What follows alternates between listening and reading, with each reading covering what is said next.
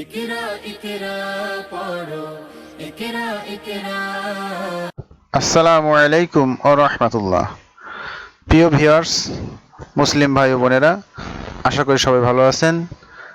তো আজ বিশেষ এক ক্লাস শুরু করব, যা স্ক্রিনে আপনি শিরোনাম দেখে বুঝতে পারছেন যে কোরআন শিক্ষার গুরুত্ব বা কোরআন শিক্ষার কি হুকুম, সে বিষয়ে জানবো। তো আল্লাহ তাআলা আমাদেরকে সৃষ্টি করেছেন তার ইবাদতের জন্য, আমরা সবাই জানি। তো আল্লাহ তাআলা দুনিয়াতে ইবাদত করার জন্য সৃষ্টি করেছেন এবং মানব জাতিকে দুনিয়াতে খিলাফতি দিয়ে সৃষ্টি করেছেন এবং শ্রেষ্ঠত্ব দান করেছেন। তো মানুষ দুনিয়াতে এসে তার ইবাদত করবে, কিভাবে জীবনযাপন করবে, তার গাইডলাইন হিসেবে আমাদেরকে আল্লাহ তাআলা কোরআন নাজিল করেছেন। সেই কোরআন সম্পর্কে আমাদের যে বিষয়গুলো জানতে হবে, বা কোরআন আমরা কেন জানবো, কেন পড়বো, এবং সে বিষয়ে আল্লাহর নির্দেশনা কি আছে, আল্লাহ আমাদের কোরআনকে শেখার ব্যাপারে বা সেটা জানার ব্যাপারে কেমন গুরুত্ব দিয়েছে, সেটার কোরআন হাদিসের আলোকে দলিল সহ আমরা জানবো ইনশাআল্লাহ। তো আসুন আমরা প্রথমে দেখে না, স্ক্রিনে একটি কোরআনের আয়াত আমরা পেশ করছি। তো এখানে কোরআনের প্রথম আমরা কোরআনের একটা জিনিস খেয়াল করবেন যে আমি এখানে উপস্থাপনার ক্ষেত্রে শিরোনামগুলোকে লাল কালার করেছি আর সবুজ কালার করেছি ওইগুলা যেইগুলোর ক্ষেত্রে সরাসরি আল্লাহ তাআলা আমর করেছেন বা নির্দেশ দিয়েছেন যে তোমরা পড়ো, তোমরা করো, এর জাতীয় আল্লাহর পক্ষ থেকে হুকুম বা রাসূল সাল্লাল্লাহু আলাইহি পক্ষ থেকে যেই আদেশ নির্দেশ আছে সেগুলা। তো যেহেতু আল্লাহ তাআলা এবং আল্লাহ তাআলা রসুল আমাদের যেটা করতে বলেন সেটা অবশ্যই আল্লাহ তাআলার হুকুম যেটা ফরজ এবং রাসূল সাল্লাল্লাহু আলাইহি ওয়াসাল্লামের হুকুম যেটা সেটা সুন্নত, তাহলে ফরজ এবং সুন্নত এটা আমাদের অবশ্যই পালন করতে হবে। তো আসুন আমরা প্রথমে কোরআনের যে দলিলটা সেটার ক্ষেত্রে দেখি যে কোরআন শিক্ষার গুরুত্ব হিসেবে আল্লাহ তাআলা এখানে কি বলছেন। তো একটু দেখুন, প্রত্যেক মুসলিম কোরআন পড়া জানতে হবে, প্রত্যেক মুসলিমকে কোরআন পড়া জানতে হবে। যে নিজেকে মুসলিম হিসাবে দাবি করবে তাকে অবশ্যই কোরআন শিক্ষা করতে হবে। কোরআন শিক্ষা করা এত গুরুত্বপূর্ণ বিষয় যে আল্লাহ তাআলা কোরআন শিক্ষা করা ফরজ করে দিয়েছেন। আল্লাহ তাআলা বলেন, ইকরা বিসমি রাব্বিকাল্লাযী খলাক, সূরা আলাকের 1 নম্বর আয়াত, যেখানে আল্লাহ তাআলা স্বয়ং বলতেছে তোমরা পড়ো। তাহলে দেখেন ইকরা, যার এই যে এখানে ইকরা শব্দটা কি আছে, সবুজ আকৃতি দেওয়া আছে, তার বাংলা অর্থ পড়ো, এটা সবুজ কালার করা হয়েছে। তো এখানে আমি সবুজ কালার করেছি এই জন্য মার্কিং করেছি যে আল্লাহ তাআলা সরাসরি এখানে নির্দেশ দিচ্ছে। তো আল্লাহ তাআলা যখন কোনো আমলের নির্দেশ দেয় তখন সেটা এই উম্মতের জন্য বা উম্মতে মুহাম্মাদি বা মুসলমান প্রত্যেক নরের উপরে সেটা ফরজ হয়ে যায়।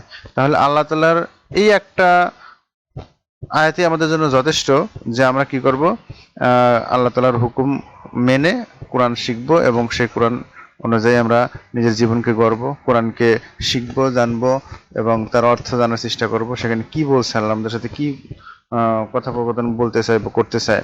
তো সব বিষয়গুলো এখানে বিস্তারিত দেওয়া আছে। যার কারণে কোরআন না জানলে তো আমার গাইডলাইন বা আমার জীবন বিধান যেটা অনুযায়ী আমার জীবনকে গড়ব সেইটাই যদি আমি না জানি তাহলে তো আমি অন্ধ, আমার জীবনটাই তো মানে সঠিক পথে চলবে না।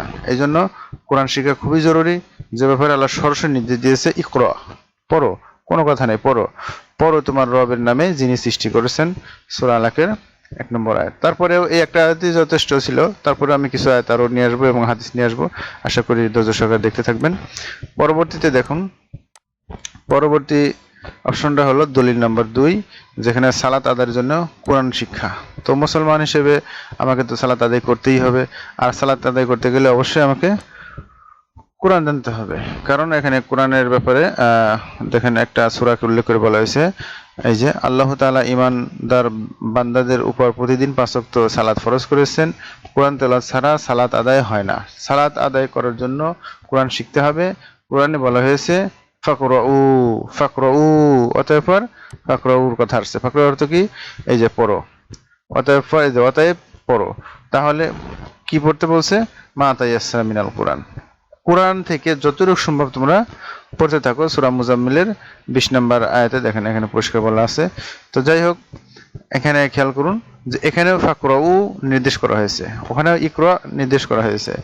তো এগুলো সরাসরি কোরআন পড়ার ক্ষেত্রে আল্লাহ তাআলার স্বয়ং নির্দেশ। তো আল্লাহ তাআলার নির্দেশ মানে তো বুঝতে পারছেন কত জরুরি বিষয়। এবার দেখুন, কোরআন শুধু শিখে সীমাবদ্ধ রাখতে বলেন নাই, বরং কোরআনকে প্রচারের কথা বলেছেন। কোরআন প্রচারের ক্ষেত্রে দেখেন এখানে আছে কোরআন মাজিদে কোরআন প্রচারের জন্য নির্দেশ দেওয়া হয়েছে। সে নির্দেশের আলোকে রাসূলুল্লাহ সাল্লাল্লাহু আলাইহি ওয়াসাল্লামের সাহাবায়ে কিরাম কোরআন প্রসারে নিজেদেরকে নিয়োজিত করেছেন। যে ব্যক্তি কোরআন পড়তে জানে না সে কিভাবে তা প্রচার করবে? তাহলে এই উম্মতে মুহাম্মাদে প্রচার করার একটা দায়িত্ব, সে নিজে জানবে, আমল করবে, অন্যকে সেটা বলবে। তো যদি আমি সেটা নাই জানি তাহলে কিভাবে প্রচার করব?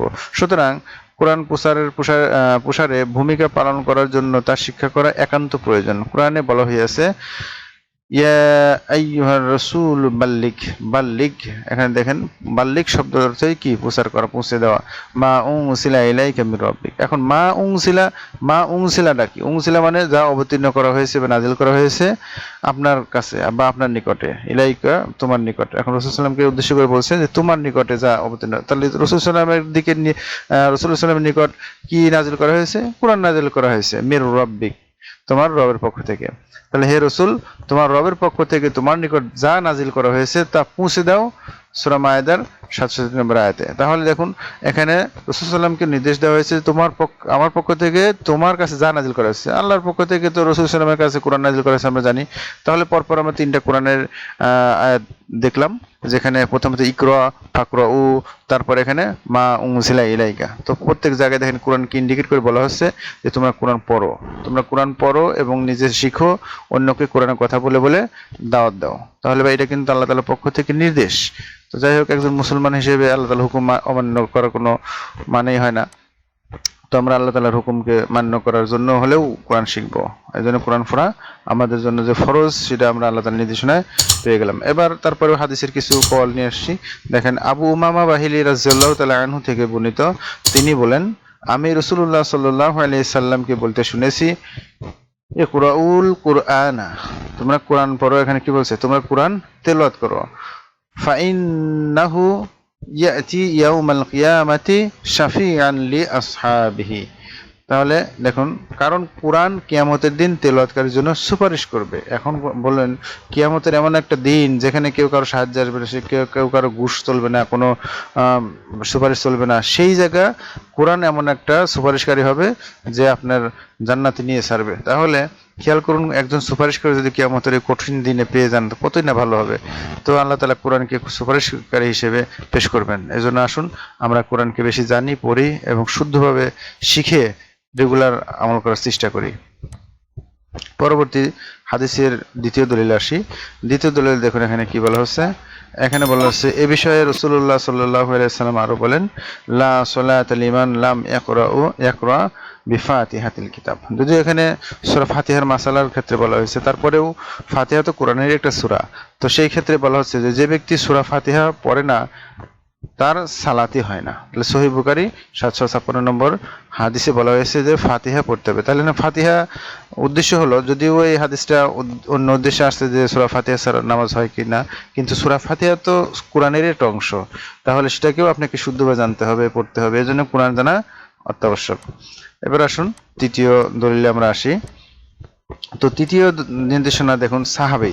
আমরা জানি সাহাবী রাদিয়াল্লাহু তাআলা আনহুমদের কথা, কাজ, রাসূল সাল্লামের হাদিসের সম্পর্কে যে একটা উসুল আছে সেটা হলো যে আল্লাহ তাআলার রাসূল যা করেন, নিজে করেন এবং মনোসম্মতি দেন সবই হাদিস। এমনকি সাহাবায়ে কিরাম রাদিয়াল্লাহু আনহু যারা ওই সময় আল্লাহ তাআলার পক্ষ থেকে জান্নাতের সুসংবাদ প্রাপ্ত, তাদের আমলগুলোও কিন্তু আমাদের জন্য সুন্নাত। তো তাদের আমলের ক্ষেত্রে দেখেন এখানে বলা হয়েছে যে কোরআন শিক্ষা কোনো প্রকার অবহেলা করা যাবে না।